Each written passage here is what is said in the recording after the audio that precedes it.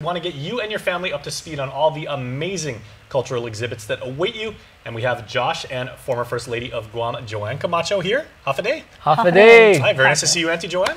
Thank you. Have you been? Obviously busy with this project. Yes. Well, good to see you. Very likewise. And okay, who doesn't know Josh right here? I'm going to get his autograph afterwards. Oh my gosh. No, I think it's me that needs to get your autograph. Okay, that is a useless investment, trust me. You are an icon. Okay. Okay, so let's talk about GMI. Speaking of icons, the Guam Micronesia Island Fair, certainly that is one of the centerpieces of what you find folks at GVB do every year. So we were kind of talking about this last week. So what else have you got for us coming up? Well, you know, it starts off tomorrow. It's the opening ceremonies at 6 p.m. The grounds open at 10 a.m. though, if everyone wants to come down early. It's at Plaza de España. That's the new location for Guam Micronesia Island Fair. This is our 31st year. And we're celebrating peace and friendship in the Pacific. That's the theme. And it kind of is the kickoff to the 75th Liberation festivities that will be going on throughout the summer. So we want to invite everyone to come down and experience all the different delegations that will be there. We have Joanne Camacho here. She's representing Tea Galleria by DFS. And they're our presenting sponsors. So it's pretty awesome. For this year. We've always been a sponsor. For the Guam Micronesian Island Fair, and we're happy this year to be the presenting sponsor. And you know, it's all about promoting the holiday spirit, getting our people to come down and really interact with all different cultures that are going to be there, the different islands that are going to be participating in the Guam Micronesian Island Fair. What message do you think should be ushered to people when they attend there? Because obviously they're going to go see the different exhibitors, they're going to see, you know, hear the music, experience the hospitality in each of the various cultures. You know, some people, you know, they give you kisses on either side of the cheek. They give you a firm handshake. Some people give you a hug. What is going to be the main sentiment, Josh, that people take away when they walk to the various places?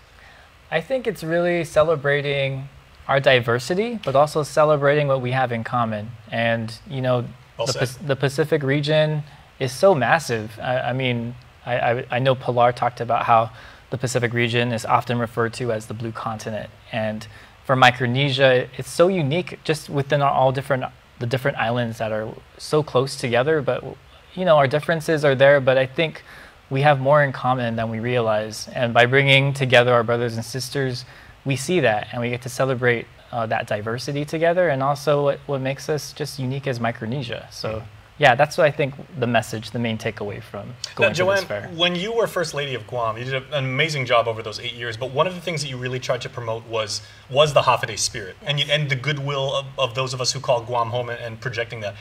How is that going to be shared? I think it's about, because of the theme being peace and friendship. I mean, anytime you say Hafa Day, it's warm, it's welcoming, and it's really sharing about what our culture is all about.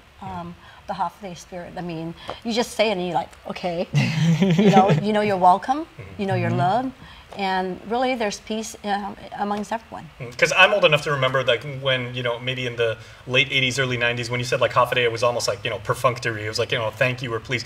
These days, it really does carry like an immense amount of value to it. You know, it's welcoming, it's congratulatory, it's inviting people back. Right. Yeah. So, and it's our culture. Exactly. I mean, basically, it's whether it's a handshake or a kiss, it's showing the culture of our island. Yeah, our hospitality too. And so I think that when you come down to the fairgrounds at Plaza de España, you're going to see that connection between our past and our present and our future. Just by celebrating, we have Mario Borja, our master carver for the Sacman Chamorro, that will be there with the ulitao. And they'll have canoes on display. You see that's our past being celebrated. And then you have the Guma Group. The Guma Group. The Guam Unique Merchandise and Art. We've incubated so many businesses, and we have 23 participants this year at the Guam Micronesian Island Fair. Very nice. Very nice. And it's all That's a diverse group too. It is. It is. It's from food to art to T-shirts and what have you. Arts and crafts. Yeah. And so, I mean, it's an opportunity too to go Christmas shopping early, get some unique merchandise, and just and get those gifts and support our local artists and vendors. Now, I've always said that probably the best people that wind up being visitors at the Guam Micronesia Island Fair are the actual exhibitors, because, you know, they share physical space with all these other Pacific Island nations, most of the time they don't know the other people. They wind up being best friends with them afterwards and like, hey, I learned a cooking technique. I learned a song. I learned, you know, a style of dress. And everything. So they have the best seat in the house. That's true. And you know, they really walk around and interact with each other and really learn about, like you said, about each other's strength and talent. Yeah, that's true. And I was just down at the fairgrounds earlier this morning, and just to see the canopies, and then just there's even some unique murals that OPIC has painted along the steps there. They're very vibrant, like the sunset. Oh, and nice. then I think there's another one at the waterfall. I didn't see that one yet, but just the whole place, Plaza de España, it feels alive. It feels great. Like it's nice that's going to be our meeting space this year for Micronesia. I think for over 20 years, we've had it always at Ipa Beach. But now it's being able to bring the tourists also down into the capital of our island. And I think the Plaza España is a perfect choice. Okay, Josh, before we go, I want to talk about parking once again, because you know we always bring that up because people always ask and everything. So if people want to get there, get a good seat, and you know they're probably going to spend like 2-3 hours there walking around, meeting new people, where should they park?